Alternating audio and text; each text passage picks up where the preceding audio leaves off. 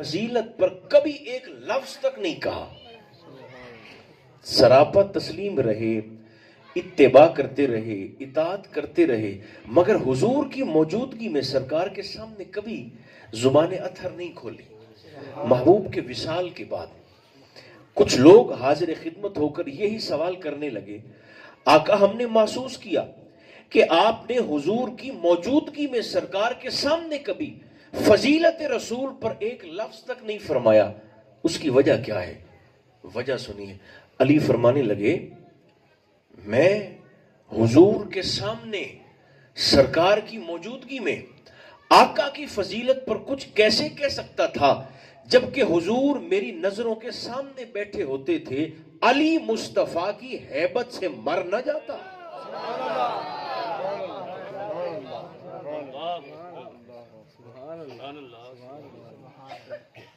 اپنی تربیت ہوندی پئی آئی. کہاں کے پھول اور کہاں کے موتی جن سے لوگ رسول کی مثالیں دیتے پھرتے ہیں. جناب علی ہمیں ارشاد یہ فرمانا چاہ رہے تھے کہ جب بھی حضور کا ذکر کرو مصطفیٰ کی ہیبت کو نظروں کے سامنے رکھنا. سرکار کا روب اور دبدبا تمہاری نظروں کے سامنے رہے. ان لوگوں نے کہا اس کو جو ہلکی سی ایکو ہے وہ بھی بند کر دیں، آواز تھوڑی سی بڑھ سکتی ہے تو بڑھا دیں، مجھے آسانی ہو جائے گی. وہ جو سوال کرنے والے تھے وہ کہنے لگے، اچھا حضور تو اب تو سرکار کا ظاہراً وصال ہو گیا، تو آپ ایسا کیجئے، وہ آپ کا ادب تھا، تو اب ایسا کیجئے ہمیں حضور کی فضیلت کا حاصل اب کچھ بتا دیجئے. عظمت رسول پر ہمیں اب کچھ سنا دیجئے. انداز دیکھیے گا، جب لوگوں نے اصرار کیا تو سرکار حیدر کرار یا محمد یا محمد یا محمد کہتے کہتے اتنا جھک گئے کہ دیکھنے والوں کو لگا کہ سرکار سجدہ کرنے لگے ہیں، مگر پھر اچانک چہرے کو اٹھایا اور مسکراتے ہوئے چہرے سے لوگوں سے کہنے لگے، مجھے اس سے زیادہ محمد آتا نہیں ہے.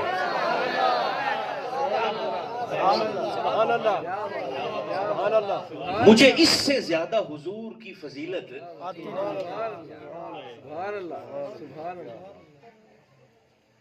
اے ویسے جشن دی محفل ہے، تو یہ تو محفل ایسی ہے کہ حاجی صاحب ادھر یہاں بیٹھنے والوں کے چہروں پر مسکراہٹ آتی ہے، ادھر نیکی کا فرشتہ مصروف ہو جاتا ہے. مسکرانے پر بھی عبادت کا ثواب ملتا ہے. تو ویسے ابھی بھی میرے جو دوست خوبصورت سی چپ کے ساتھ بیٹھے ہیں، چونکہ خوشی کی محفل ہے تو چلتے چلتے ایک بات ہلکی پھلکی سی ممبر سے میں بھی آپ کی خدمت میں کہہ دیتا ہوں. ارسطو ایک بڑا زبردست فلسفی و گزرا ہے. اس نے ایک قانون دریافت کیا تھا. ارسطو کہتا ہے کہ دو متضاد چیزیں ایک جگہ پر جمع نہیں ہو سکتی. اجتماع ضدین یعنی دو مخالف چیزیں، دو متضاد چیزیں ایٹ اے ٹائم کے ویلے کے جات اکٹھیاں، جیسے دن اور رات. یہ مجھے آپ کی خاموشی سے یاد آئی. جیسے خوشبو اور بدبو ایک وقت میں ایک جگہ پر اکٹھی ہو سکتی ہیں. حسن اور بدصورتی، آگ اور پانی، ایمان اور کفر، علم اور جہالت. تو ارسطو کہتا ہے کہ دو متضاد چیزیں نا ایک جگہ پر جمع نہیں ہو سکتی. تو آپ کی خاموشی کو دیکھ کر میرا جی چاہتا ہے کہ آج میں ارسطو کی روح کو یہاں آپ کی بستی میں بلاؤں اور اس سے کہوں کہ آج تیرا کلیہ یہاں غلط ثابت ہو گیا ہے. وہ پوچھے کہ کیسے؟ تو میں کہوں کہ دو متضاد اور مخالف چیزیں یہاں ہماری مسجد میں آج جمع ہو گئی ہیں. کون سی؟ میں کہوں سنی بھی ہیں اور پھر ذکر مصطفیٰ پہ چپ بھی ہیں. نعرہ تکبیر، زور سے نعرہ رسالت، نعرہ حیدری، جشن عید میلاد النبی. جیسے ہی ربیع الاول کا چاند نظر آتا ہے تو حاجی صاحب کچھ لوگ نا یہ سوال پوچھتے ہیں کہ میلاد لکھا کہاں پر ہے؟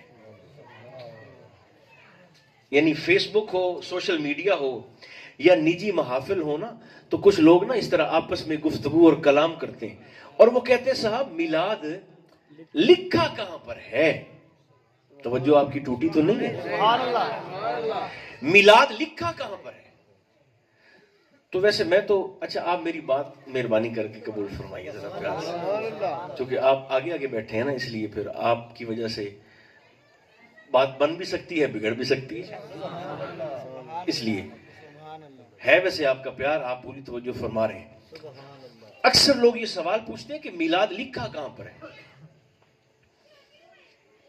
تو ویسے میں تو ذاتی طور پر انہیں یہ اب جواب دیتا ہوں.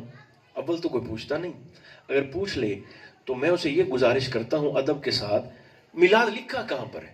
میں کہتا ہوں جس کتاب میں نماز تہجد کی اذان لکھی ہے نا، اس کے اگلے ہی صفحے پر میلاد مصطفیٰ بھی لکھا ہوا ہے. آپ کو جس کتاب میں تہجد کی نماز کی اذان مل گئی ہے، اس کا اگلا صفحہ کھول کے دیکھنا، میلاد بھی لکھا ہوگا. جس کتاب میں آپ کو یوم الوطنی کی خوشیاں منانا مل گئی ہیں، اس کتاب میں آپ کو مصطفیٰ کے جشن کی کوئی روایت نہیں ملی. اب آپ کی توجہ کچھ ہو گئی ہے، چونکہ میں نے بڑی جلدی بات کو سمیٹنا بھی ہے. تو سورہ ابراہیم کی پہلی آیت میں نے تلاوت کی ہے. آپ کا ذوق ہے؟ اللہ فرماتا ہے کتاب انزلناہ الیک، میرے حبیب یہ جو قرآن مقدس کی صورت میں ہم نے آپ پر کتاب نازل کی ہے، اس کتاب کے نازل کرنے کا مقصد یہ ہے لِتُخْرِجَ النَّاسَ مِنَ الظُّلُمَاتِ إِلَى النُّورِ، تاکہ آپ اس کتاب کے ذریعے لوگوں کو اندھیروں سے نکال کر روشنی کی طرف لے جائیں. سبحان اللہ. سبحان اللہ. سبحان اللہ. تھوڑا سا مسکرا کر نہیں کہتے سبحان اللہ؟ پچھلے اللہ سے دیکھ کر سے آج تو بولو نا سبحان اللہ. دیکھیے میں نے آج ایک بات جمعہ کے خطبہ کے اندر بھی عرض کی، آپ کی خدمت میں بھی عرض کرتا ہوں. عام طور پر نا ہمارے لوگ یہ سمجھتے ہیں کہ شاید یعنی محفل منعقد کر کے ہی میلاد کی خوشی منائی جا سکتی ہے. یہ ایک طریقہ ہے میلاد کے منانے کا. میں لودھرا میں گیا تو وہاں پر مجھے وہاں کی جو میلاد کمیٹی کے سربراہ تھے، اور بھی شاید فاروق خان صاحب نے نام بھی سن رکھا ہو، جانتے بھی ہوں، شیخ افتخار الدین طاری، لودھرا میں بہت بڑی